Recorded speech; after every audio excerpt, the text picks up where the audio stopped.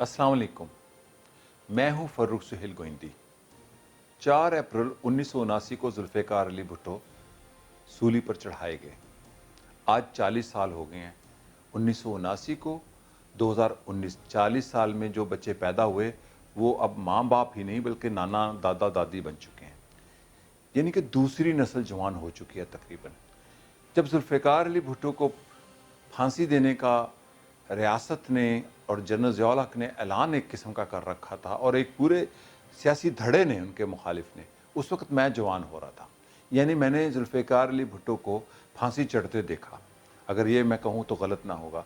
उस वक्त पाकिस्तान में ये एक बहुत बड़ा मसला था कि लोगों ने ये देखा कि कैसे पाकिस्तान के समाज और सियासत में वायलेंस और कत्ल का आगाज़ हुआ। लेकिन मैं आज जुल्फ़िकार अली भुट्टो के कत्ल के हवाले से 3-4 अहम बातें करना चाहता हूँ कि उनके कत्ल का फ़ैसला कैसे और किन्होंने किया।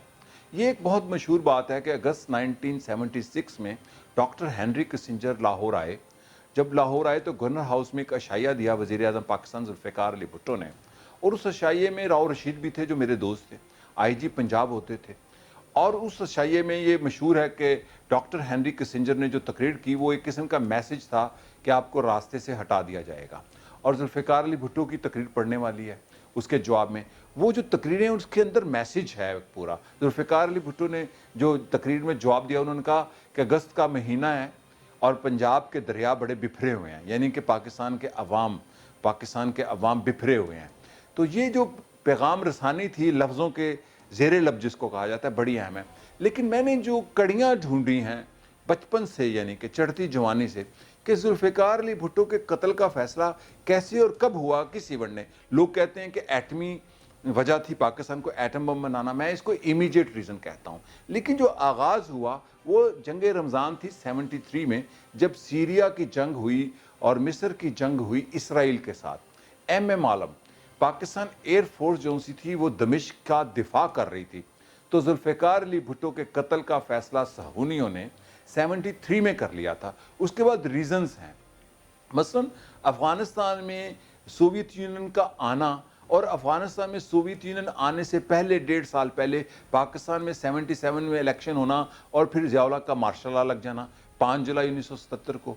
यहाँ पर जो अहम बात है, जुल्फ़िकार अली भुट्टो को जिस शख्स के कत्ल के हवाले से फांसी पर चढ़ाया गया, नवाब मोहम्मद अहमद ख़ान, जो शादमान के शाह जमाल के उस चौक में कत्ल हुए जहाँ पर भगत सिंह को फांसी दी गई। और ये वो मजिस्ट्रेट थे जिन्होंने भगत सिंह को फांसी देने के वक्त अपनी सरकारी फ़राइज़ सरअंजाम खुशी से दिए।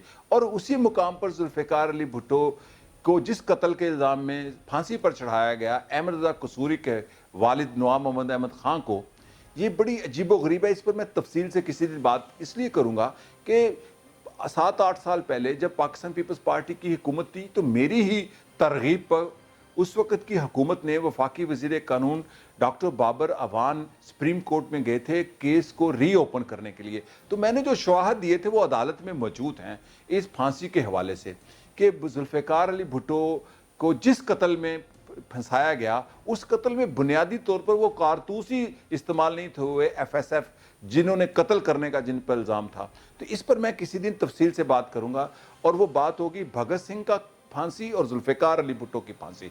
लेकिन यहाँ पर मैं आज एक बड़ी इंपॉर्टेंट चीज़ शेयर करूँगा कि जब जुल्फ़िकार अली भुट्टो को जिस इल्ज़ाम में फांसी दी गई, यानी कत्ल के इल्ज़ाम में नवाब मोहम्मद अहमद ख़ान के, उस रोज़ IG पंजाब राव रशीद थे और जुल्फ़िकार अली भुट्टो मुल्तान के दौरे पर थे।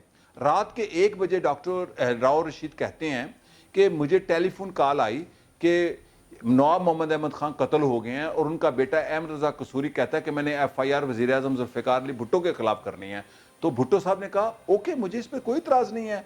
लेकिन उन्होंने हैरानगी से जो जुमला बोला, जो राव रशीद ने अपनी किताब में भी लिखा और मुझे बार बार बताया, who could have done it.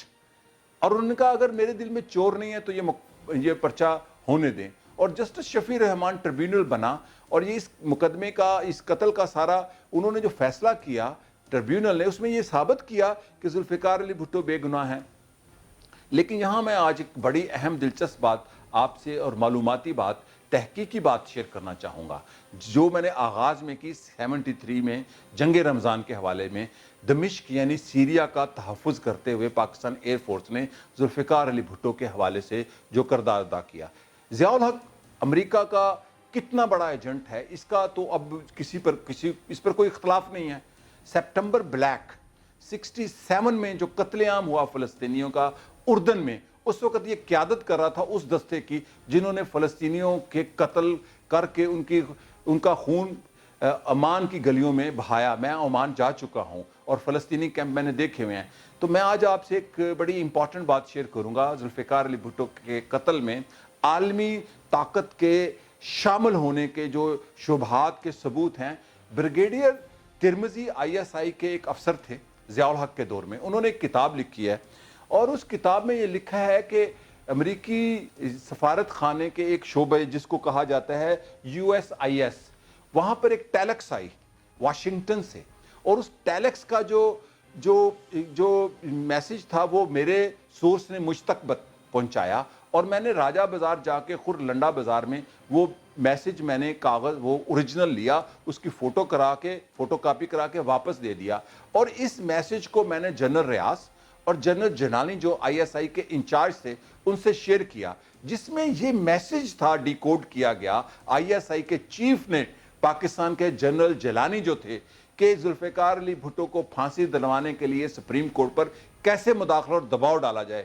یہ سارے واقعات میں نے ایک کتاب میں شامل کی ہیں. ذوالفقار علی بھٹو کا قتل کیسے ہوا، یہ جو میں نے باتیں کی ہے 1% ہے، اس میں 100% وہ حقائق میں نے شامل کیے ہیں کہ ذوالفقار علی بھٹو کو امریکی سامراج نے کیوں قتل کیا.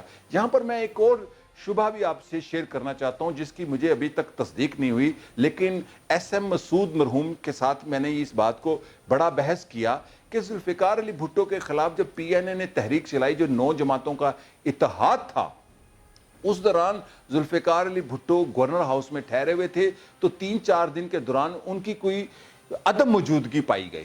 کہا جاتا ہے کہ وہ کابل گئے اور سوویت یونین کے ایک جرنیل کو ملے کہ میرے پر امریکہ کا دباؤ ہے، میں اپنا سارا ریجنل الائنس سوویت یونین کے ساتھ کرنا چاہتا ہوں. اور اس شبے کے میرے پاس کئی ثبوت ہیں، لیکن سب سے اہم بات ہے کہ ذوالفقار علی بھٹو کو 4 اپریل 1979 کو جو قتل کیا ایک ضیاء الحق کی صدارت کے دوران، اور وہ فوجی آمر تھا اور اس نے اپنے قلم سے سائن کیے اور بڑے فخر سے وہ قلم پاکستان کے ایک سیاستدان کو دیا.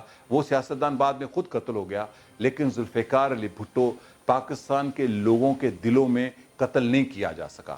ذوالفقار علی بھٹو کا پیغام اتنا طاقتور تھا اور پھانسی اتنی طاقتور تھی، ان کا جو شہادت تھی، کہ اس سماج نے ایک لڑکی کو منتخب کر لیا پاکستان میں، ایک لڑکی کو، ان کی بیٹی کو، ایک ایسے سماج نے جس کو میل ڈومینیٹنگ یا رجتی سماج کہا جاتا ہے.